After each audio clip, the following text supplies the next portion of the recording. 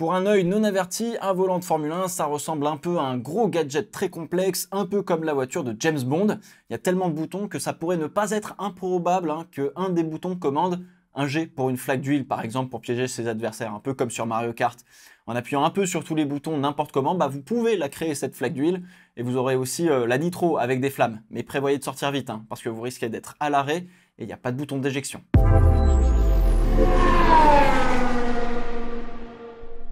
Les volants de Formule 1 ont évolué d'année en année pour donner ça. À la base, un volant c'est rond et ça permet d'orienter l'axe des roues avant vers là où on a envie de faire aller la voiture. C'est ce que l'on appelle l'axe de lacet. On braque, on emmène la voiture et si jamais on est un petit peu trop violent, faut que l'on contre-braque pour justement éviter le tête à queue, ça on l'a déjà vu. Mais finalement, rien de plus avec un volant. Et comme dirait un excellent prof d'auto-école qui a demandé sa mutation et qui monte à Paris, c'est pas compliqué de tourner un volant, d'appuyer sur une pédale, bordel! Sauf qu'aujourd'hui, le volant de Formule 1 remplit ce rôle de commande de l'axe de lacet basique, mais en plus gère une multitude de paramètres de la voiture, du moteur en passant par les freins, le différentiel, sans oublier la radio, le DRS, bref, vous avez le choix. Et alors là, vous allez me dire, mais non d'une pipe en carbone, qu'est-ce que ça veut bien dire tous ces boutons-là? Un volant de F1 est donc en carbone, c'est léger et résistant, tout ce qu'on cherche. Les volants de Formule 1 ne sont pas ronds pour au moins une raison. Un pilote ne fait jamais plus d'un demi-tour dans un sens ou dans l'autre et donc on n'a pas besoin d'un volant rond comme pour nous quand on fait nos créneaux, vous savez, on prend le volant comme ça on fait n'importe quoi. En Formule 1 non, les mains sont à 9h15 et généralement quand on roule vite, vaut mieux garder les deux mains sur le volant. Quoique, on va voir que, mine de rien, il y a pas mal de choses à faire. J'ai une deuxième raison qui vient plus d'une réflexion personnelle et j'aimerais avoir votre avis dessus, car je reconnais que j'ai pas réussi à savoir si c'était valable ou non. En fait, un volant rond, aujourd'hui, pourrait, entre guillemets, obstruer une partie de la vue du pilote, vu qu'ils sont assis bas et que les yeux sont juste à hauteur au-dessus du cockpit. Bon, il y a aussi le halo, évidemment. Bon, ça dépend de certains aussi, évidemment. J'ajoute que la position des pilotes par rapport au cockpit ne laisse que très peu d'espace pour un volant rond et c'est sans compter le poids inutile que ça rajoute alors qu'on a un mini ordinateur pour gérer la bagnole qui pèse déjà son poids. Voilà, vous me direz dans les commentaires ce que vous en pensez. Le volant est donc plutôt rectangulaire, les formes varient selon les équipes, mais ils sont souvent plats sur le dessus et parfois non fermés sur le dessous. Vous avez la fameuse forme en papillon utilisée par Williams, en raison notamment du fait que l'équipe ait choisi de fixer l'écran directement au cockpit et non pas au volant. Cette forme a été beaucoup utilisée par Red Bull dans les années 2010 et par McLaren dans les années 2000 notamment. Alpine opte plutôt pour un volant rond, quand Ferrari et Haas partagent le même volant, plutôt carré, rectangulaire. Voilà, on va dire ça comme ça. Mercedes, c'est pareil avec Aston Martin.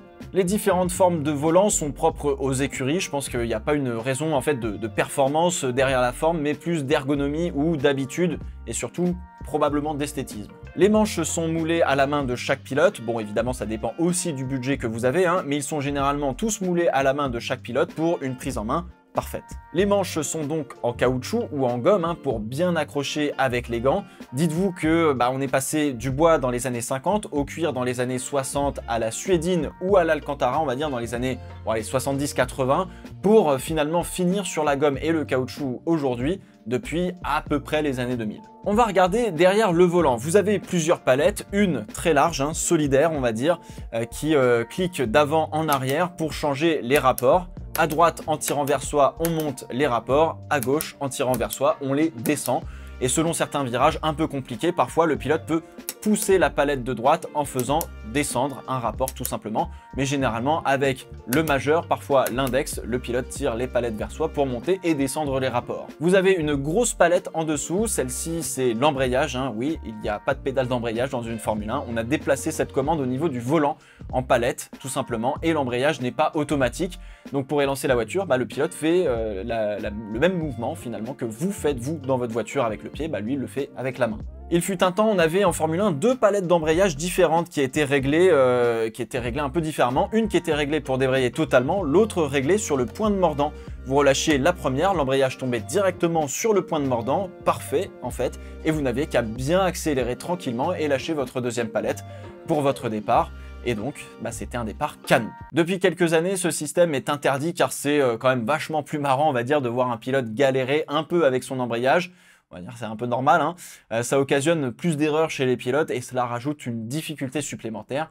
qu'on voit pas forcément, mais qui se transmet quand même par des départs parfois un peu loupés. Renault notamment a 2 autres palettes au-dessus de la palette de rapport, et il me semble qu'une peut activer le DRS notamment. Tous les pilotes, si là aussi vous avez le budget, ont un volant qui est personnalisé à leur goût, où les boutons sont placés à leur convenance. Les boutons ne sont pas placés au même endroit pour Hamilton par rapport à Bottas, car à 300 km/h, avec plein de vibrations, faut pouvoir effectuer un bon nombre de réglages sur le volant, de manière assez instinctive, donc on les place selon chaque préférence de pilote. Sur la face avant, depuis 2014, on a un gros écran LED avec pas mal d'informations dessus. Cet écran est fabriqué par l'entreprise McLaren Technology, une branche du groupe McLaren, et est fourni à toutes les équipes sur ordre de la FIA, puisque oui, il y avait un appel d'offres de la FIA par rapport à ça. On peut afficher beaucoup d'informations différentes dessus, mais ce que l'on voit le plus souvent, c'est le rapport de boîte engagé, le temps autour, le delta, c'est-à-dire combien de secondes et de dixièmes, vous êtes plus lent ou plus rapide par rapport à votre tour précédent par exemple, ainsi que le niveau de charge de la batterie notamment. Peu de chances que vous puissiez jouer à Snake ou aux échecs, même si je suis persuadé que c'est probablement faisable en bidouillant un petit peu le truc. Au-dessus de l'écran, vous avez 15 LED, 5 vertes, 5 rouges et 5 bleus. Toutes ces LED permettent d'avoir un signal visuel quand il faut passer le rapport suivant avant d'atteindre le rupteur. Les LED vertes permettent aussi d'afficher en fait des informations. Par exemple chez Ferrari, vous avez une LED qui vous permet d'indiquer, qui vous indique quand vous êtes dans une zone DRS, une qui vous dit que votre DRS est activable, la troisième LED vous indique que votre DRS est ouvert par exemple, ou encore vous avez une autre LED pour le fameux mode moteur K2, K2-1, K2-1, quand il faut attaquer, et c'est ce que l'on entend l'ingénieur répéter à Charles Leclerc et Sébastien Vettel l'année dernière pour la SF1000 au moment d'un restart. Vous avez ensuite des LED verticales de part et d'autre de l'écran, ces LED sont des répéteurs de drapeaux. Si le pilote rentre dans une zone de drapeau jaune, ça s'affichera en jaune des deux côtés. Je crois même que ça clignote si on est sur un double drapeau jaune, et pareil si on agite un drapeau bleu, etc. etc. Voilà, pour ceux qui n'ont pas suivi, j'en ai déjà parlé des drapeaux, etc. Enfin, la face avant du volant. Bon, on en a un max, c'est là pour le coup, on va pas prendre le volant de Sébastien Vettel, on va prendre le volant de Lewis Hamilton. On se retrouve avec 12 boutons poussoirs, donc des boutons normaux, sur lesquels tu peux appuyer, 6 molettes et 3 boutons rotatifs. En jaune, en haut à gauche, le bouton pour activer le DRS, le bouton bleu, plus 10 et le plus 1, de l'autre côté, servent à sélectionner des actions diverses et variées.